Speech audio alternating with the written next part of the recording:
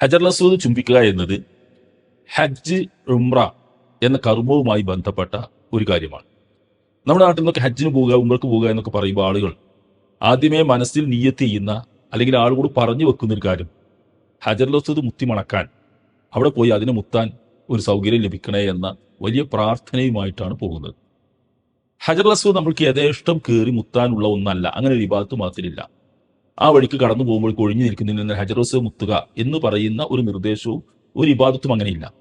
ആകെ ഹജർ അസ്വദ് മുത്തുന്നതുമായി ബന്ധപ്പെട്ട ഒരു സംഗതി നിൽക്കുന്നത് തവാഫ് ചെയ്യുമ്പോൾ, ആദ്യത്തെ തവാഫ് നമ്മൾ ചെയ്യുമ്പോൾ ആദ്യം നമ്മൾക്ക് നേരിട്ട് ചെന്ന് ഹജർ അസ്വദ് മുത്താം. അതൊരു സുന്നത്താണ്, റസൂലി കാണിച്ചെന്ന സുന്നത്താണ്. അതിന് നമുക്ക് സൗകര്യപ്പെട്ടില്ലെങ്കിൽ നമ്മൾക്ക് എന്തെങ്കിലും കയ്യോ കരിമിൽ തൊട്ടുകൊണ്ട് ഹജർ അസ്വദ് തവാഫ് തുടങ്ങാം.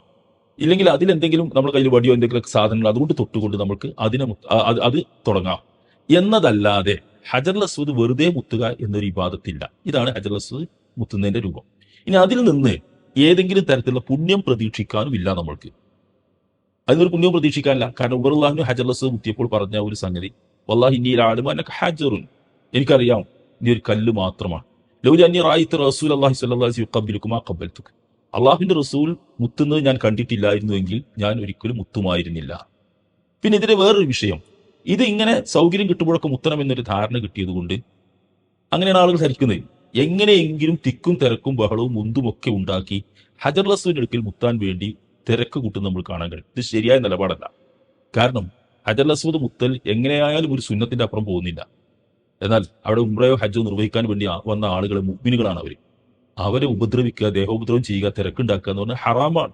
ഒരു ഹറാമ് ചെയ്തുകൊണ്ട് ചെയ്യാൻ പാടില്ല. ഉമർ റളിയല്ലാഹു ഹജർ അസ്വദ് മുത്താൻ വേണ്ടി ധൃതി കൂട്ടിയപ്പോൾ റസൂൽ പറഞ്ഞൊരു വാക്ക് ശ്രദ്ധേയം, യാ ഉമർ ഇന്നക റജുലുൻ ഖവിയ്യുൻ, ഉമറേ നീ വളരെ ശരീരപുഷ്ടിയുള്ള ഒരാളാണ്, നീ ഇങ്ങനെ തിക്കും തിരക്കുണ്ടാക്കി വിശ്വാസികൾക്ക് ബുദ്ധിമുട്ടുണ്ടാക്കുക, നീ ഒഴിഞ്ഞു കിട്ടുമെങ്കിൽ മാത്രം അങ്ങനെ പോയി മുത്തിയാൽ മതി എന്നതാണ്. ഇത് നമ്മൾ ശ്രദ്ധിക്കേണ്ട ഒരു കാര്യം. തവാഫ് കഴിഞ്ഞ് മടങ്ങുമ്പോഴും നമ്മൾക്ക് വേണമെങ്കിൽ ഹജർ അസ്വദ് മുത്താം. ഇതൊക്കെയാണ് ഇതിലുള്ള നിയമങ്ങൾ. അതിലപ്പുറം നമ്മുടെ വകയൊന്നുമില്ല. പിന്നെ ആളുകൾ അതിന് കാണിക്കുന്ന ഒരു ദുരുപയോഗം, തവാഫ് ചെയ്യുന്നതിനിടയിൽ ജമാഅത്ത് നമസ്കാരം നടക്കും, അതിനുവേണ്ടി ഇഖാമത്ത് വിളിച്ചാൽ നമ്മൾ സ്വാഭാവികമായിട്ടും തവാഫ് അവിടെ നിർത്തി ആ ജമാഅത്തിൽ പങ്കെടുക്കണം. കാരണം 1,00,000 നമസ്കാരത്തിന്റെ പുണ്യമാണ് ആ ഒരു നമസ്കാരത്തിന് ലഭിക്കുന്നത്. അത് നമ്മൾ നഷ്ടപ്പെടുത്താൻ പാടില്ല. എന്നിട്ട് അവിടെ അങ്ങോട്ട് തവാഫ് തുടങ്ങിയാൽ മതി.